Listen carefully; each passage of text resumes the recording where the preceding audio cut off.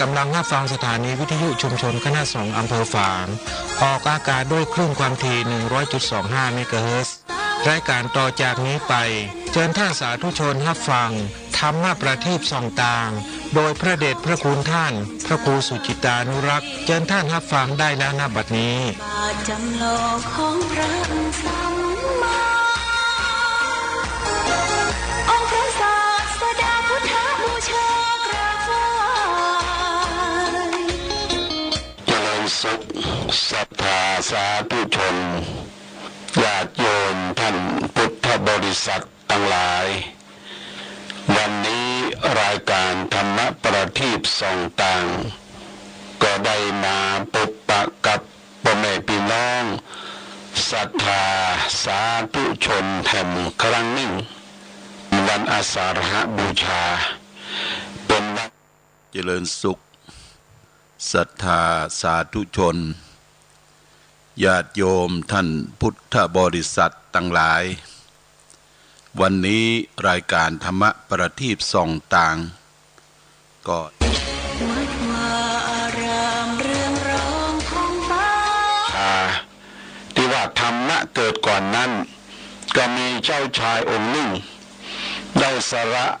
ราชสมบัติออกบวชออกทรงผนวดชื่อว่าเจ้าชายสิทธัตถกุมารได้ปั้มเป่งเพียรทำตามป่าตามเขาตามภูเขารำเนาภัย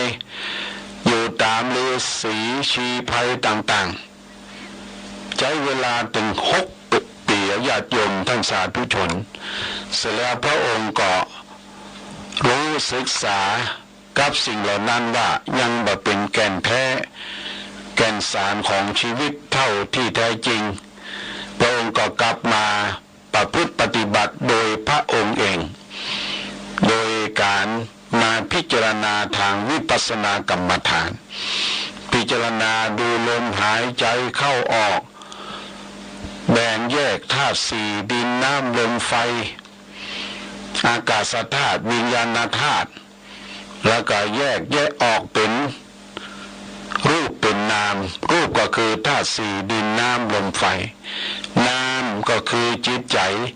มีความรู้สึกนึกคิดเป็นเวทนาสัญญาและสังขารเมื่อพระองค์ได้รู้แจ้งเห็นจริงอย่างนี้ว่าโอ้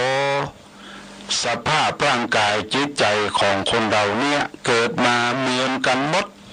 มีธาตุสี่เหมือนกันหมดบอกว่ากษัตริย์ราษฎรผู้คน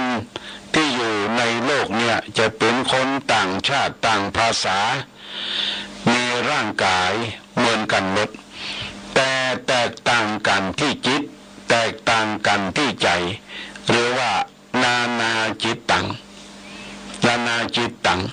คนเราเมื่อต่างจิตต่างใจและญาติโยมทุกสิ่งทุกอย่างนั้นมันไม่เหมือนกันมันมาคงที่บ่แน่นอนก็ย่อมมีความยินดีอยากได้ต้องการเหมือนกันหมดด้วยเหตุนี้องค์สมเด็จพระสัมมาสัมพุทธเจ้าเมื่อรู้แจ้งเห็นจริงแล้วพระองค์จึงได้ตรัสรู้ธรรมธรรมะที่พระพุทธเจ้าได้ตรัสรู้นั่นก็คือรู้เรื่องทุกข์รู้เรื่องทุกข์เกิดรู้ความดับทุกข์และรู้ข้อวัดปฏิบัติถึงความดับทุกข์เรียกว่าทุกข์สมุทัยนิโรธมรรค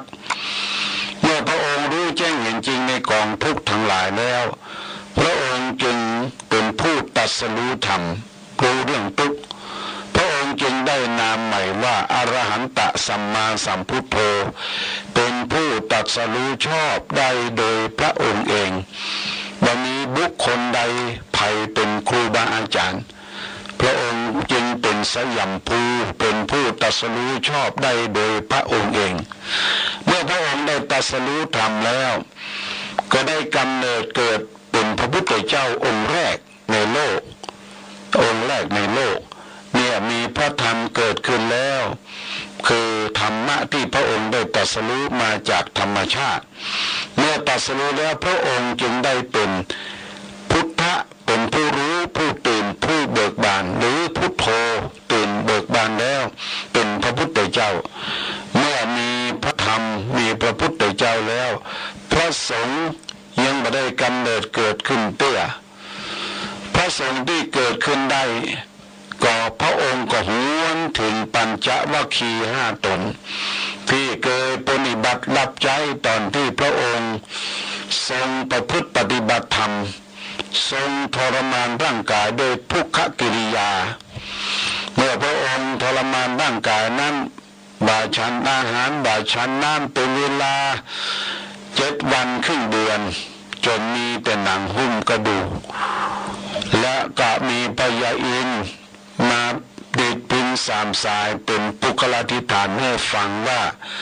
สายพินสายที่นิ่งมันเข่งมันตึงเกินก็เนี่ยยังก็มันก็บ่เป็นผลสำเร็จอาจจะปุจจะขาดเหมือนกับสายพินที่มันตึงมันเข่งเกินสายพินสายที่2ก็คือมันหย่อนมันยานฟังบาสนโสดที่นี่สถานีวิทยุพระพุทธศาสนาคณะสงฆ์อำเภอฝาง FM 100.25 เมกะเฮิรตซ์ออกอากาศณวิหารพระเจ้าหลักแห่งสำนักปฏิบัติธรรมแห่งที่ 21 วัดพระบาทอุดมตำบลเวียงอำเภอฝางจังหวัดเชียงใหม่ติดต่อ 0819515860 โจรปล้น100 ครั้ง1,000 ครั้งบาดเต้าไฟไหม้ครั้งเดียวเนื่องด้วยวิหารพระเจ้าลักแข่งเกิดอัคคีภัยไฟไหม้ขอเรียนเจริญพรท่านสาธุชนทั้งหลายร่วมเป็นเจ้าภาพกองทุนบูรณะวิหารพระเจ้าลักแข่งวัดพระบาทอุดมตำบลเวียงอำเภอฝางจังหวัดเชียงใหม่หมายเลขบัญชี530-70539-5ธนาคารกรุงไทยสาขาฝางติดต่อสอบถามหรือไปให้กำลังใจหลวงพ่อพระโคสุจิตานุรักษ์ด็อกเตอร์ครูบายี่แก้วเจ้าอาวาส0819515864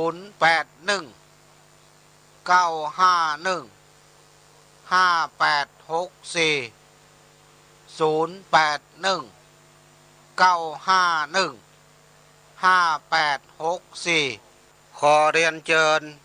ท่านสาธุชนทั้งหลายร่วมทำบุญงานประเพณี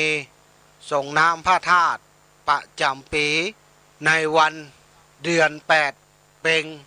วันพฤหัสที่4เดือนพฤษภาคม2566เวลา 9:39 นาทีณวัดพระธาตุสีมาโพตะโปธารามพระธาตุม่อนปิ่นตำบลโป่งน้ำฮ้อนอำเภอฝางจังหวัดเชียงใหม่รับเป็นเจ้าภาพไทยทานชุดละ500 บาทถวายสงฆ์และเจ้าภาพลงทานแจ้งความประสงค์ได้ที่086-346-6955 พระจำเริญโชติธรรมโมตุปิเลิน0893503653ท่านจงรักประธานสภาองค์การบริหารส่วนตำบล0873035771ป้อมานิตหรือป้อเฉลิมสมาชิกองค์การบริหารส่วนตำบล โป่งน้ำฮ้อนผู้คนมีความทุกข์มีความสุขมีความตายเหมือนกันผู้คนแต่คุณงามความดีผู้บาปผู้บุญผู้ดีผู้ชั่วบ่เหมือนกันขอเรียนเชิญร่วมปฏิบัติธรรมทุกวันเสาร์ณสำนักปฏิบัติธรรมแห่งที่21ของจังหวัดเชียงใหม่สำนักปฏิบัติธรรมกรรมฐานน้ำบ่อสาวาวัดพระบาทอุดมตำบลเวียงอำเภอฝางจังหวัดเชียงใหม่ตั้งแต่เวลา 9 นาฬิกาถึง 12 นาฬิกามีน้ำปานะและอาหารเที่ยงเลี้ยงฟรี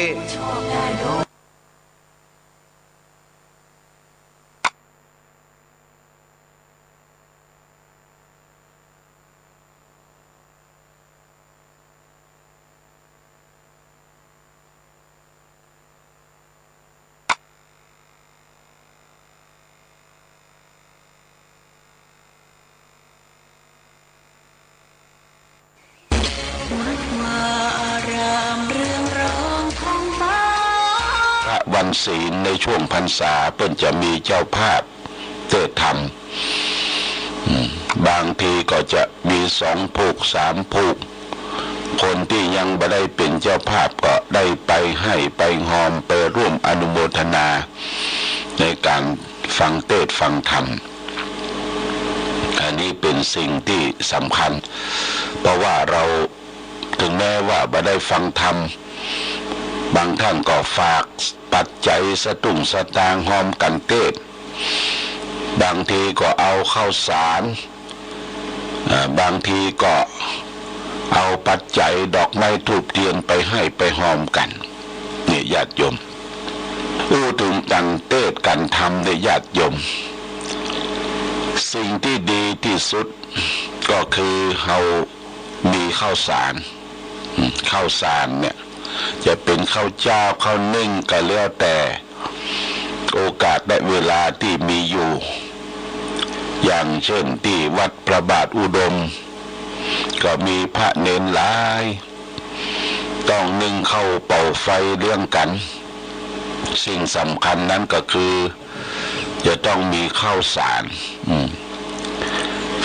นั้นเอาก็เก็บรวบรวมไว้สิ่งไหนได้สักตวง2 ตวงสักถุง2 ถุงก็ยังดีนี่ญาติโยมนะเอาไปเป็นการเทศน์การธรรมบอกว่าวัดไหนถ้าเอามีข้าวสาร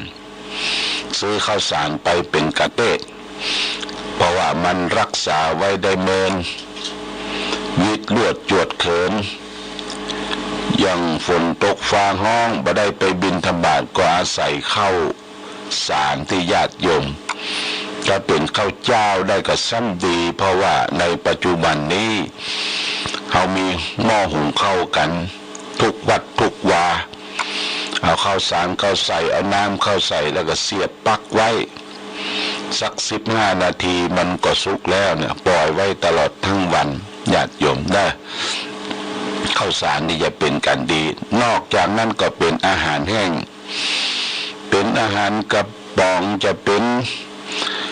มาม่าจะเป็นน้ำเป็นปลากระป๋องปลาแห้งปลาบ้วงอะไรอย่างก็ได้นะไข่ก็ได้นะของที่เก็บไว้ได้หลายวันเพราะว่าในปัจจุบันนี้เขาก็มีตู้เย็นตู้เก็บกันเนี่ยญาติโยมเพราะว่าถ้าฝนตกฟ้าห้องตัวเจ้าพระสงฆ์ก็ไปบิณฑบาตไปได้แต่บางรูปก็ยังไปอาศัยล่มอาศัยจ้องจะไปโปรดปรายยายบุญนี่แก่พ่อแม่พี่น้องญาติโยมศรัทธา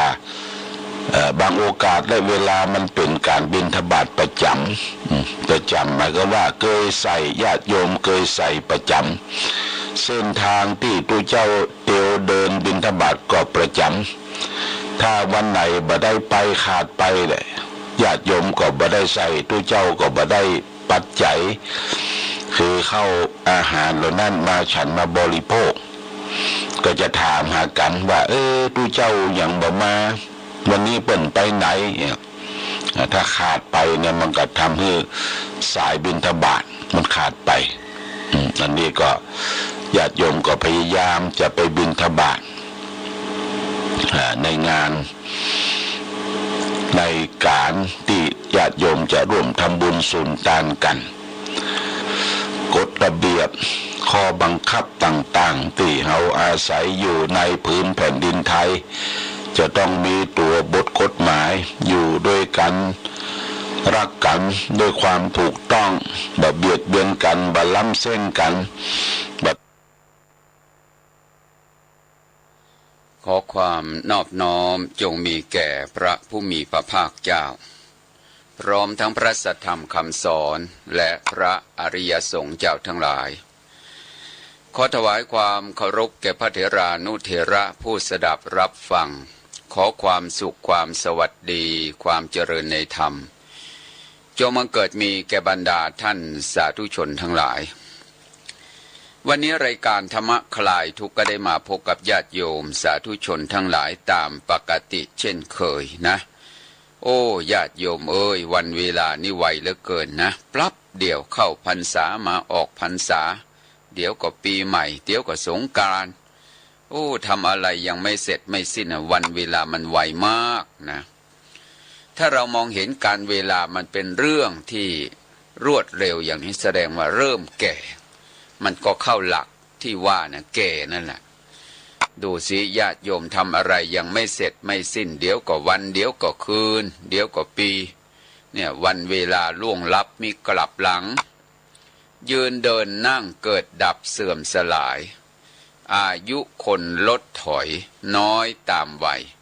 มีสิ่งใดเป็นประโยชน์โปรดรีบทำเราชักช้าไม่ได้หรอกญาติโยมนะเดี๋ยวเราก็ตายนี่วันเวลาผ่านไปมันไม่ได้ผ่านไปตั้งแต่วันเวลาเดือนปีเท่านั้นอายุที่เราได้คือความสูญเสียไปแห่งชีวิตของเราโบราณท่านตั้งคติธรรมไว้ว่าพญายักษ์หนึ่งนามีตาสองข้างข้างหนึ่งสว่างข้างหนึ่งลิบหลี่พญายักษ์ตนนี้มีปากอยู่12 ปากมีฟันไม่มากปากละ30 ซี่พญายักษ์ตนนี้กินสัตว์ทั้งปัตภีชื่อว่าอะไรชื่อว่าภการเวลานี่แหละที่พระพุทธเจ้าตรัสว่ากาโลคัจฉติการเวลาย่อมกลืนกินสรรพสัตว์ทั้งหลายตลอดถึงตัวมันเองวันเวลานี่มันผ่านไปพญายักษ์หนึ่งนามีตาสองข้างข้างหนึ่งสว่างข้างหนึ่งลิบหลี่คำว่าพญายักษ์ตัวนี้ก็คือภการนี่มีสองเวลาคือข้างขึ้นกับข้างแรมข้างขึ้นก็สว่างข้างแรมก็ลิบหลี่พญายักษ์ตนนี้มีปากอยู่12 ปากหมายความว่าในปีหนึ่งก็มี365 วันนับเป็นเดือนมี12 เดือนนะมีปากอยู่12 ปากก็ปีหนึ่งก็มี12 เดือนมีฟันไม่มากปากละ30 ซี่เดือนหนึ่งก็ประมาณ30 วันพญายักษ์ตนนี้กินสัตว์ทั้งปัตตภีชื่อว่าอะไรชื่อว่าภการนะการเวลาที่มันล่วงไปมันเรียกร้องคืนไม่ได้แต่เงินทองสูญไปลองหาใหม่มาทดแทนนะอันเงินทองหล่นหายย้อนไปหายังมีค่าหวังพบประสบสมวันเวลาผ่านไปอย่าปรารภจะนิยมย้อนหลังอย่าหวังเลยท่านว่าโอ้เนาะพูดถึงชีวิตการเวลาไปนะโยมนะใครจะไปปฏิบัติธรรมไปฝึกจิตฝึกใจเจริญสมาธิเจริญวิปัสสนาอาตมาก็เตรียมตัวพร้อมแหละนะก็ตั้งศูนย์ปฏิบัติธรรมเป็นที่อำนวยการปฏิบัติธรรมตนเองก็จะได้ปฏิบัติธรรมดูแลกายดูแลจิตตัวเองญาติโยมอยากจะมีส่วนร่วมก็ไปปฏิบัติธรรมร่วมกันนี่ก็ถือว่าเราได้เป็นญาติเป็นมิตรกันสร้างคุณงามความดีสร้างที่พึ่งชวนคนทำดีดีกว่าชวนคนทำบาปนะเพราะบาปนะมันทำให้ใจของเราเร่าร้อนกระวนกระวายบาปมีความขุ่นใจในเบื้องหลังมีความผิดหวังเป็นเบื้องหน้านี่ท่านว่าอย่างนี้แต่ความดีคือบุญมีความอุ่นใจในเบื้องหลังมีความสมหวังเป็นเบื้องหน้าถ้าเราไม่สร้างบุญสร้างกุศลแล้วญาติโยมเอ้ยเราจะเอาอะไรเป็นที่เกาะที่ยึดชีวิตบ้านช่องห้องหอ ญาติพี่น้องแฟนที่รักกันเหมือนจะกลืนกินว่าวันนี้เราพึ่งพาอาศัยเขาเรารักษาเขาแต่วันข้างหน้าเขาจากเราไปหรือเราจากเขาไปแบมือออกบอกให้ชาวโลกรู้ว่าฉันไม่ได้เอาอะไรไปเลยนะไปแต่ตัวเปล่าท่านจึงเรียกว่าปัจจัยแปลว่าเครื่องอาศัยเครื่องอาศัยในโลกนี้เราอย่าไปติดไปยึดจนเรียกว่าถอนตนไม่ออกมันเหมือนกับสนิมที่มันเกิดขึ้นจากเหล็กสนิมมันเกิดขึ้นจากเหล็กแล้วมันก็ทำลายเหล็กให้หมดสภาพไปฉันใดจิตใจของคนเราถ้ามืดบอดเสียแล้วนะมันหมดโอกาสที่จะสร้างคุณงามความดีวันนี้เราก็มาฟังพุทธศาสนสุภาษิตอันเป็นพุทธดำรัสที่พระพุทธองค์ได้ตรัสไว้ในคัมภีร์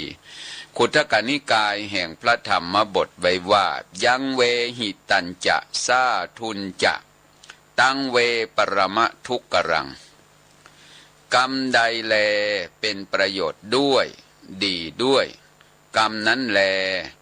ทำได้ยากยิ่งการงานใดใสดี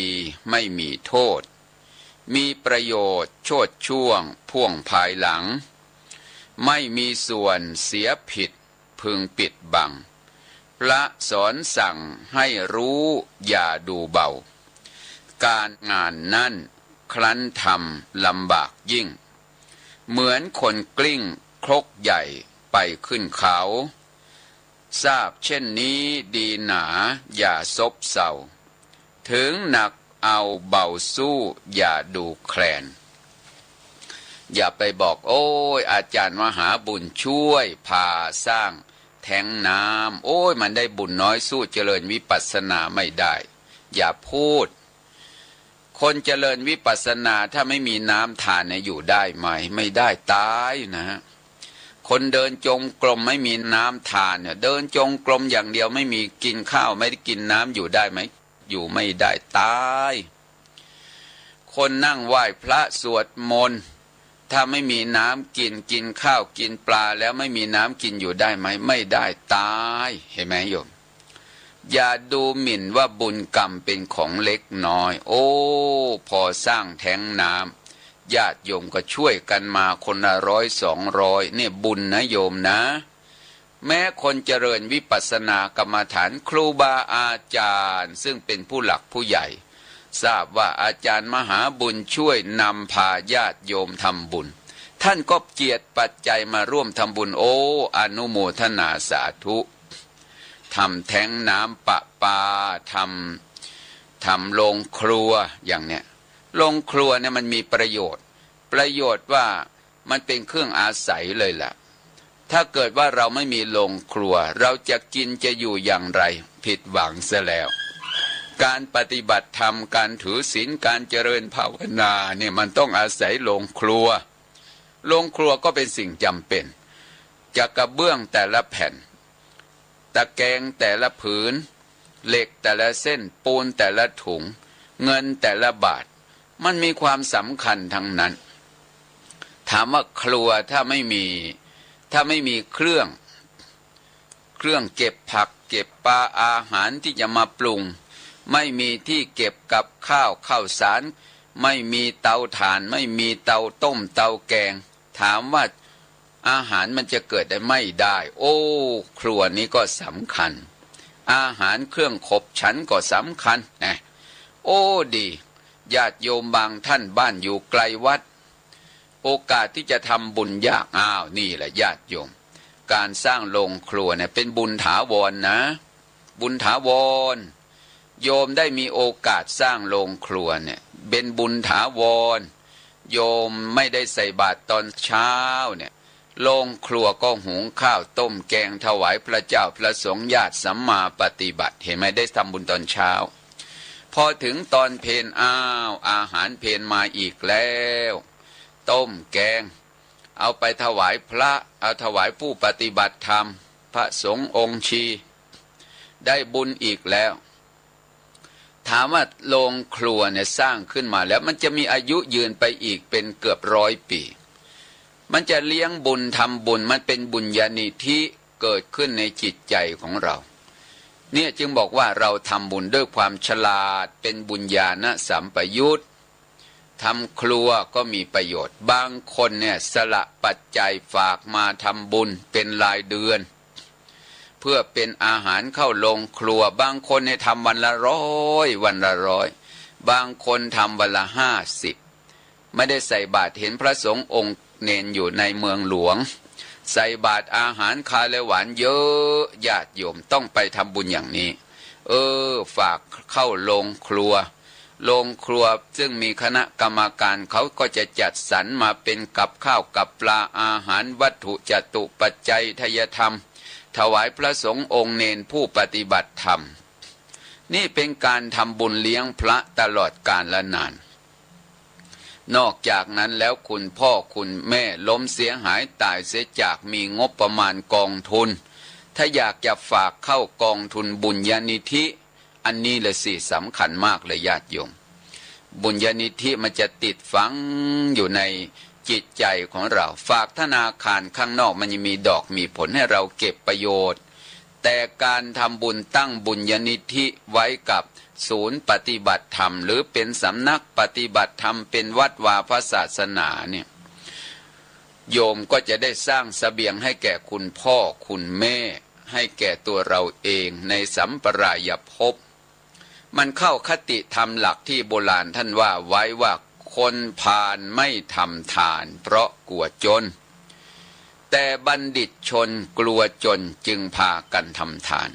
คนโง่คนเขลาไม่คิดหรอกว่าโอ้ยเรื่องทำบุญทำทานไม่ทำหรอกเดี๋ยวก็ไปร่ำรวยแก่คนรับว่างั้น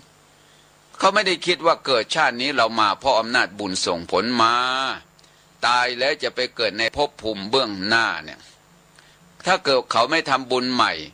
ไม่เสริมบุญเก่าแล้วมันจะเอาบุญที่ไหนไปสืบทอดต่อไปทรัพย์สมบัติวันนี้เราบริโภคเราใช้สอยเนี่ยมันต้องอาศัยบุญเก่าที่ทำมาแล้วในการก่อนในวันก่อนชั้นใดการทำบุญทำกุศลการสร้างคุณงามความดีนี่ก็เหมือนกันเราต้องสร้างเหตุสร้างปัจจัยทำบุญไว้ทำครัวธงชาติและเพลงชาติไทยเป็นสัญลักษณ์ของความเป็นไทยเราจงร่วมใจยืนตรงเคารพธงชาติด้วยความภาคภูมิใจ